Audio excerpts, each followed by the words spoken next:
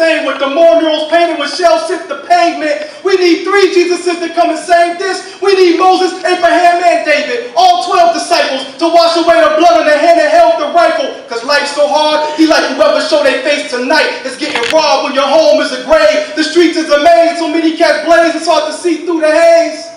And crime pays way more than minimum wage, and plus the lead from the game to take a swim in your waves, loosen your braids, leave bald spots in your face, like you got your hair cut with some raggedy blades. The truth is, we know better off than when we were slaves. Malcolm X and Dr. King probably spinning their graves.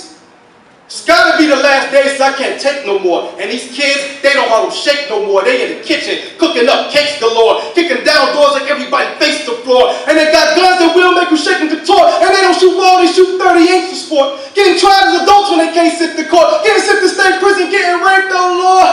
What do we do to deserve this condition where we can't even function with our herb in our system? And every year we take from the split, blows our vision, and the next day just means another murder victim in the summer. Just means we want to get dumber. Coroners putting bodies under covers. And in between sheets like the Isley brothers, he told his mother that he loved the hood. But the hood will never love you. See, what's the state of the black world? When the hood raised black boys and black girls, before you pass judgment on us, Siri X is going to give you something to discuss. Most times you see or hear from the young people, they saying, man, this is how we are going to get on. This is what's going to make Jimmy Iovine from Interscope come to my neighborhood, like he went to Chief Keef's neighborhood and signed him. This is what's going to make us have an opportunity in a city where teenage unemployment is 92%. Black teenage unemployment is 92%. This is what's going to give us an opportunity to get out of this 92% unemployment rate situation. And so, you know, what you find is that at Donna's house, one of the things we tell our participants is, speak your truth. What is your truth? Is your truth that every day there's killing, every day something's bad, you're smoking, you're driving around $100,000 cars with no money, you know? Or is your truth that you have a little sister, a little brother, a mother that you love, or a mother that you hate, a father that you love, or a father that you hate? Well, I think what we find in drill music is people not exploring the whole truth, but what they're exploring is a potential opportunity, and I think we have to talk about, is that a real opportunity or not? What I find is that most of the time, instead of being a reflection of Chicago or a reflection of the city, it's more or less a reflection of commercial success or a figmented commercial success that's being chased. What's her name? Nicki Minaj. Yeah, Nicki Minaj. She got so many tricks up her sleeve right now. She's like America's prostitute. And anytime she could take a song like Chirac and try to make money off of promoting death, you have to ask yourself, what the hell is going on? And we're allowing this, and we're saying, yeah, this is our culture. Well, if it's your culture and if it's your music form, why in the hell don't you own anything in it? You got to ask yourself that too. Somebody else is always writing the checks. Somebody else is always signing the contract. Jimmy Irvine, he's coming to the hood signing individuals, but he's not from the hood. So when you're promoting violence amongst yourselves, when in the hell did we start profiting off of our own death and destruction is what we have to ask ourselves. So let me just say, first of all, that those aren't typical women prisoners, right?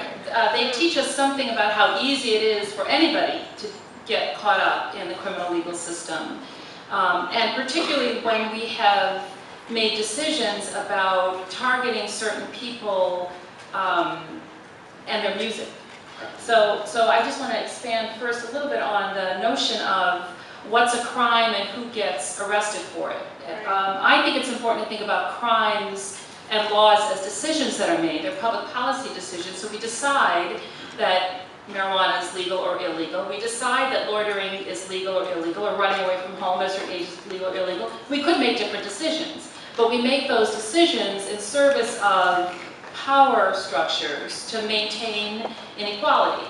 So as we think about what we could do differently and how to undo what we've done, we have to think about why certain decisions were made at certain times, targeting certain people, and their music or their sexual behavior or their neighborhood or whatever it is that we target, then we create a law to criminalize them, and then we are legitimate in arresting them. And when I say we understand we're talking about a big corporate machine here, right? The mass incarceration part of our discussion. In terms of women and incarceration, it is true that the rate of women, there are far fewer women in prison than men. Side note, there are lots of women under surveillance of the criminal legal system, even though they're not actually housed in prisons or jails or detention centers. But there are far fewer women in prison than men. The rate of women, however, has increased drastically over the last 20 years, in part because we've made decisions about what's going to be legal or illegal. So if you're involved with a person, if you're involved with a man who has drugs and you're there and we've decided that drugs are illegal, or the amount of drugs or the amount of particular drugs that he has are illegal, and you're there, then we can sweep you up just like we can sweep him up. If in fact you're dependent on public assistance and you braid hair as a way to have a little extra money to get clothes for your kids to go to school, we can decide that that kind of cheating welfare is now going to be illegal, not just a reason to get off welfare, but in fact a reason to go to the Cook County Jail. So we've made decisions that have led to the increased incarceration rate of women that have particularly targeted black women, other women of color, and poor women.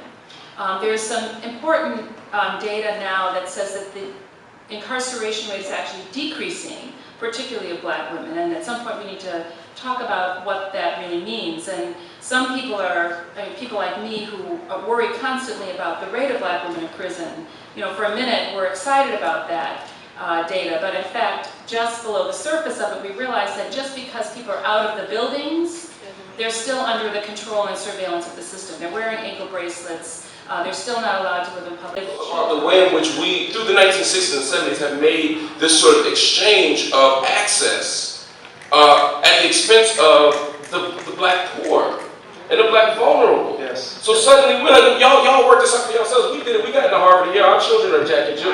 Y'all work this thing out for yourselves.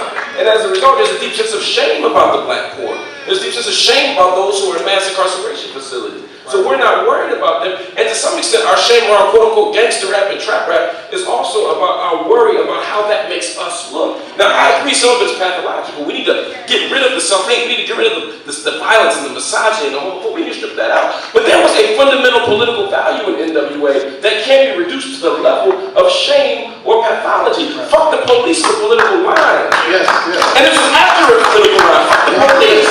So if you're taking a fuck the police line, seriously, if you're taking a fuck the police line, how can we organize around it? The genius of the Panthers was taking the lumping and organizing them. The genius of Nation of Islam was cleaning up the lumping, taking those people, organizing them for a purpose. Let's do that again, as opposed to just, and I'm not saying y'all would say this, but some of us are saying this. We're so ashamed of Chief Keef that we're not thinking about how we can radicalize Chief Keef and the purpose of justice.